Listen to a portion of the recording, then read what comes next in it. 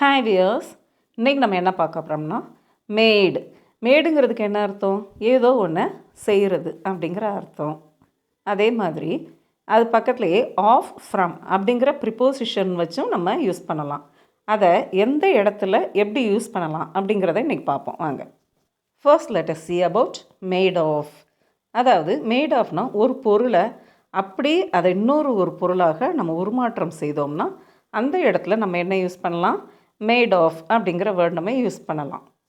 Now let us see some examples. This chair is made of wood. அதாவது வுட்டை வேறு எந்த ப்ராசஸிங்கும் நம்ம பண்ணலை, அப்படியே கட் பண்ணி செஞ்சிடறோம். Okay, next see this. This bag is made of leather.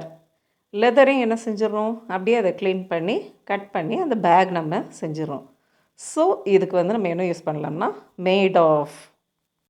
இப்போ மேட் ஃப்ரம். மேட் ஃப்ரம்னா இட் அண்டர்கோஸ் சம் ப்ராசஸ். ஏதோ ஒரு சேஞ்சஸ் பண்ணி அந்த ஒரு ப்ராடக்டாக நம்ம உருவாக்குறதுக்கு தான் மேட் ஃப்ரம்ங்கிற வேர்ட் நம்ம யூஸ் பண்ணலாம்.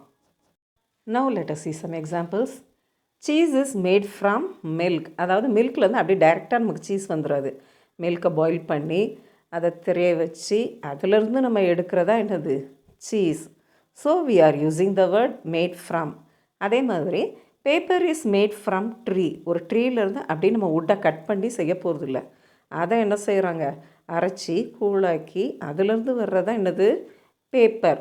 ஸோ நம்ம எதிலிருந்து செய்கிறோமோ அதோடைய உருவத்தையோ அதோடைய குணத்தையோ மாற்றி நம்ம அதிலேருந்து கிடைக்கிற ப்ராடக்ட் ஒன்று வருதுல்ல, அந்த இடத்துல we have to use made from.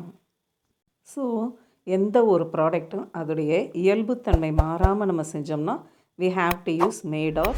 அதோடைய இயல்புத்தன்மை மாறுற மாதிரி செஞ்சோம்னா we should use made from.